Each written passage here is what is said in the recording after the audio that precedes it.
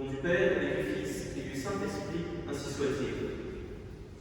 Jeanne, aimiez-vous mieux votre étendard ou votre épée? Nous sommes à Rouen, et Sainte Jeanne d'Arc répond: j'aimais beaucoup plus, voire 40 fois, mon étendard que mon épée. Quel est ce royaume pour qui elle vient se battre? Qui est ce roi qui a choisi un tel chef de guerre? Rappelons-nous la préface du Christ roi que nous avons chanté dimanche dernier. Le royaume du Christ est un royaume de vérité et de vie, un royaume de sainteté et de grâce, un royaume de justice, d'amour et de paix. Regardez l'étendard de Jeanne. Son rôle est politique, mais elle n'a pas de programme politique, c'est secondaire. Jésus, Marie, et au verso est écrit en lettres d'or: de par le roi du ciel, où Jésus-Christ figure couronné, vrai roi de France, au milieu de ses anges. Jeanne préfère son étendard, mais de par le roi du ciel, elle conduira la France à la victoire et en chassera les Anglais. Si le Christ bénissait la France, comment avait-il donc permis son occupation illégitime? La réponse de Jeanne est éclairante. Dieu était-il pour les Anglais quand ils étaient en prospérité en France, lui demande-t-on? Je ne sais si Dieu haïssait les Français, mais je crois qu'il voulait permettre de les laisser battre pour leurs péchés, car ils péchaient. Alors Dieu est-il des Anglais, Jeanne? De l'amour ou de la haine que Dieu a pour les Anglais, ou de ce que Dieu fera à leur âme? Je n'en sais rien, mais je sais qu'ils seront boutés hors de France, excepté ceux qui mourront, et que Dieu enverra victoire aux Français contre les Anglais. Jésus-Christ s'investit beaucoup pour la France. Est-il le roi de France? Nous sommes à l'été 1429, le roi Charles VII a déjà été sacré à Reims. Ce soir, Jeanne dit à Charles: Sire, me promettez-vous de me donner ce que je vous demanderai? Le roi hésite, et puis il consent. Sire, donnez-moi votre royaume. Le roi est stupéfait. Il hésite de nouveau, mais tenu par sa promesse et subjugué par l'ascendant surnaturel de la jeune fille. Jeanne, je vous donne mon royaume. Après quoi, en voyant celui-ci tout embarrassé de ce qu'il avait fait: voici le plus pauvre chevalier de France, il n'a plus rien. Cela ne suffit plus. La pucelle exige qu'un acte notarié soit solennellement dressé et signé par les 4 secrétaires du roi.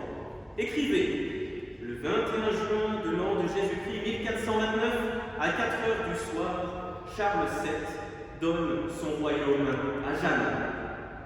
Écrivez encore: Jeanne donne à son tour la France à Jésus-Christ. Nos seigneurs, dit-elle d'une voix forte, à présent, c'est Jésus-Christ qui parle. Moi, Seigneur éternel, je la donne au roi Charles. Serre ton Dieu, Jeanne, serre ton Dieu, Charles, il te servira. Seigneur, souvenez-vous de votre pays de France. Protégez votre royaume, Jeanne, venez à notre secours. Rappelons-nous de l'appel vigoureux du pape Jean-Paul II. Il n'y a qu'un seul problème qui existe partout et toujours, c'est le problème de notre présence auprès du Christ, de notre permanence dans le Christ. Il n'existe qu'un seul problème, c'est celui de notre fidélité à l'alliance avec la sagesse éternelle. Alors permettez-moi de vous interroger. France, fille aînée de l'Église, es-tu fidèle aux promesses de ton baptême? France, fille aînée de l'Église et éducatrice des peuples, es-tu fidèle pour le bien de l'homme à l'alliance avec la sagesse éternelle? Les siècles ont passé. Jeanne a été canonisée, sa mémoire est honorée, mais aujourd'hui, on a le sentiment qu'elle est trahie. Garde pour toi ton conseil, Jeanne. Garde ton Dieu dans ton cœur et tes superstitions dans ta chambre. On n'a plus le temps de rêver. C'est la crise aujourd'hui. Laisse faire les scientifiques, les professionnels de la guerre, de la politique, de la santé, de tous les domaines. Les experts de la sécurité et de la laïcité, ton Dieu, lui, voulait la guerre, et nous voulons la paix. Jeanne, tu divises les Français, tu accables l'étranger, prêche plutôt le vivre ensemble, prêche le droit au blasphème. Comment un peuple qui a été si béni de Dieu peut-il encourager à le maudire?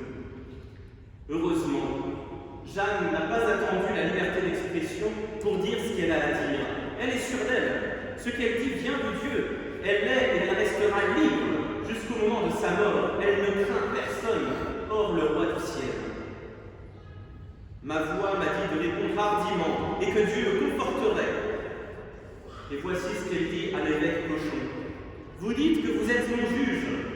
Avisez-vous de ce que vous faites, car en vérité, je suis envoyé de par Dieu, et vous vous mettez en grand danger. Jeanne, que vous conseillez, que vous enseignez à vos voix? À bien me conduire et à fréquenter l'Église, tout simplement.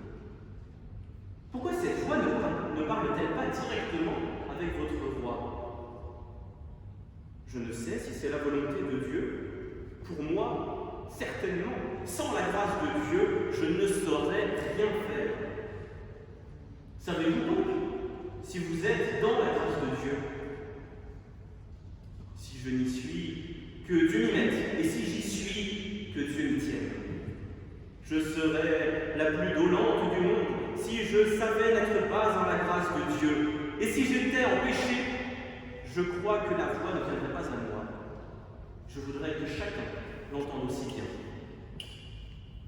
Jeanne, merci. Merci pour votre foi simple, ardente et absolue. Merci pour ces évidences que nous ne voyons plus, pour cette ardeur qui quitte nos cœurs et notre société déprimée. Sans la grâce de Dieu, oui, je ne peux rien faire, mais avec lui, je peux tout. Et Jeanne d'Arc en est la preuve. Mon Dieu est mon tout, sa vie c'est ma force, sa grâce c'est mon trésor. Sur cette place du vieux marché, le feu qui vous a consumé s'est éteint. Mais le feu de votre foi et de votre charité, lui, il brûle toujours. Vos cendres, elles ont été dispersées dans la Seine, mais votre âme, elle est au ciel, et vous continuez à nous bénir et à bénir notre pays. Il reste de vous bien peu de choses, mais ce sont des signes sacrés. Il y a ici votre lettre qui annonce le sacre du roi, signe de l'alliance entre Dieu et la France. Il y a votre anneau qui n'a été ni brisé, ni perdu. C'était l'anneau de votre première communion. C'était le signe de votre union virginale avec Jésus-Christ. Il y a ici la croix que vous avez étreinte et contemplée au moment de mourir. Le résumé de votre vie, la compagne de votre mort et la cause de votre gloire. Dieu premier servi. Votre devise sonne bien étrangement aujourd'hui dans ce monde qui proclame fièrement une laïcité glaciale et dont les valeurs s'accordent bien mal avec les nôtres, qui proclame le droit au blasphème et réduit le culte au rang des activités non essentielles. Dans ce monde qui répète, après le démon, je ne le servirai pas, nous voulons entendre et répéter après vous votre devise, Dieu premier servi. Ni l'islamisme, ni le blasphème, qui nous propose deux caricatures de Dieu, mais Jésus-Christ. Jésus-Christ, quoi qu'il en coûte, Jésus-Christ, image véritable du Dieu invisible.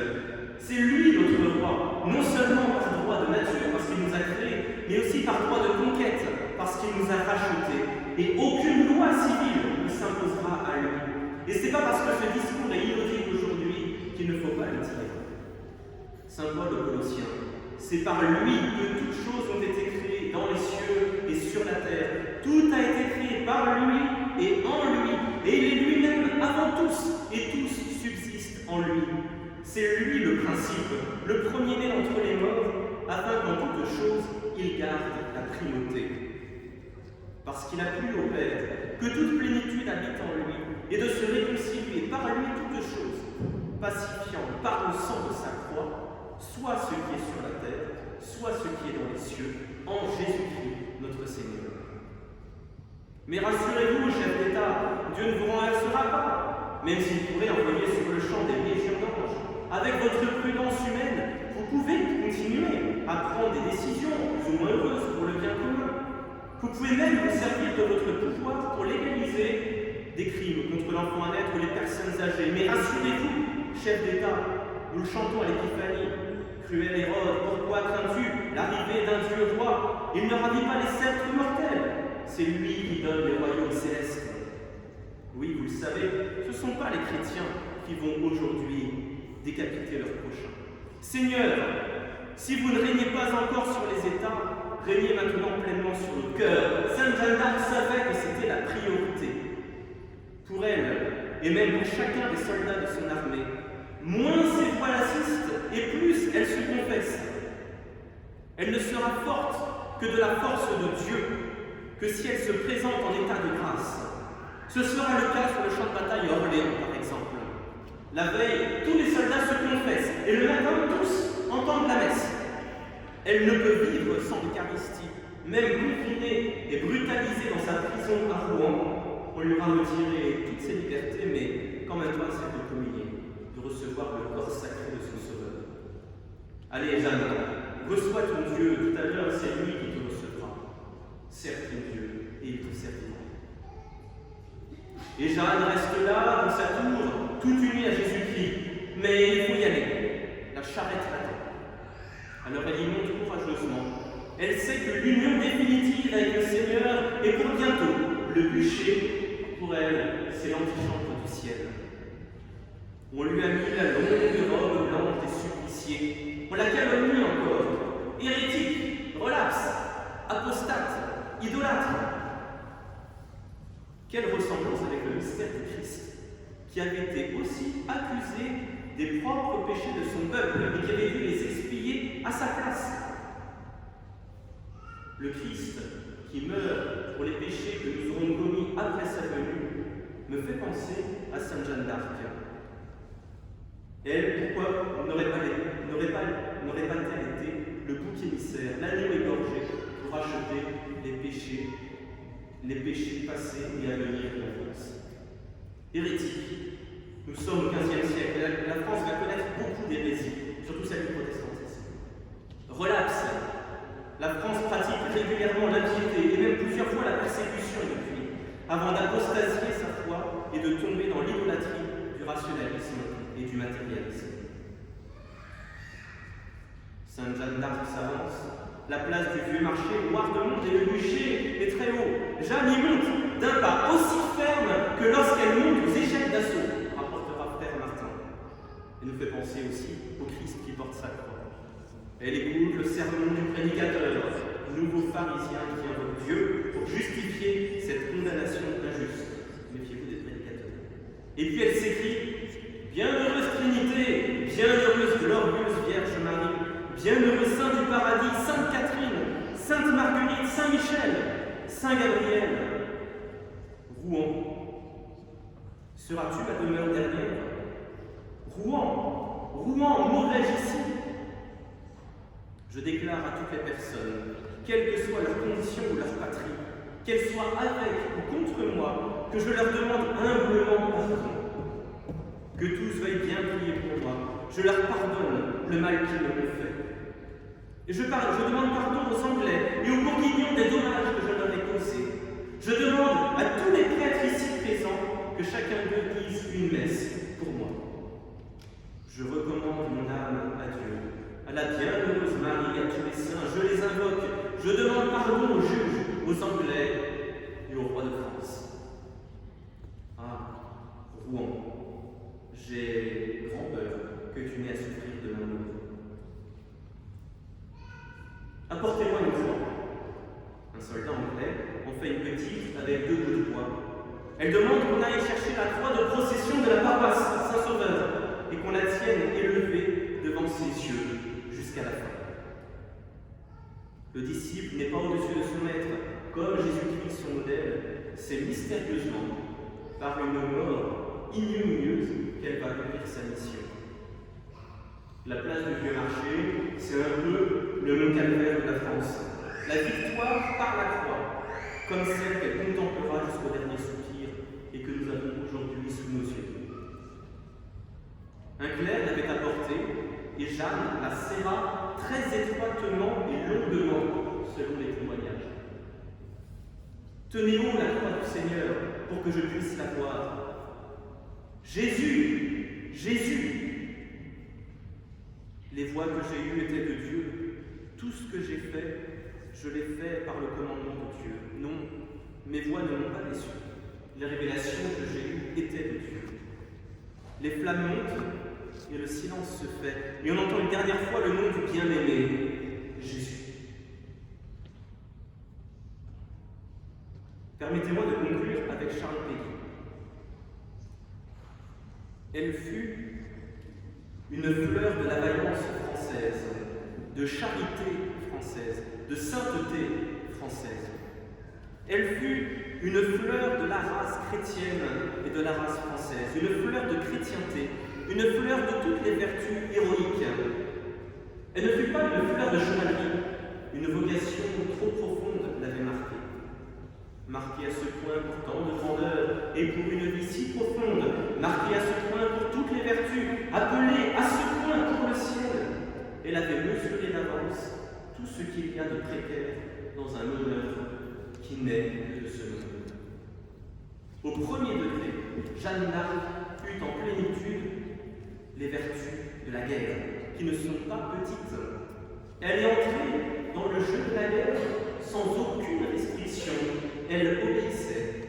Elle accomplissait une mission divine propre. Elle avait reçu l'ordre, elle avait reçu la vocation, elle avait reçu la mission, elle obéissait. C'est toujours Charles Péguy qui parle. Et ce ne fut pas toujours heureux.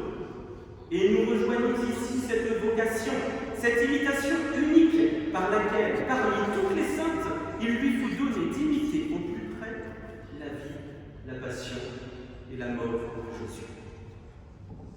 Elle avait le conseil de Dieu à son usage, dans sa prière quotidienne, les secours surnaturels de guerre directe. Mais elle ne demanda pas de troubles surnaturels de guerre. Elle accomplit une tâche divine par des moyens simplement humains, par un travail et une guerre militaire. C'est ce qui lui donne une place à part, toute éminente, conclut Péguy. C'est une femme unique, un être unique. Elle est de la race des héros et de la race des saints. Par un regroupement unique dans toute l'histoire de l'humanité de ces deux races, par une vocation unique dans l'histoire du monde. Elle est à la fois sainte entre tous les héros et héroïque entre toutes les saintes. Ainsi soit-il. Au nom du Père et du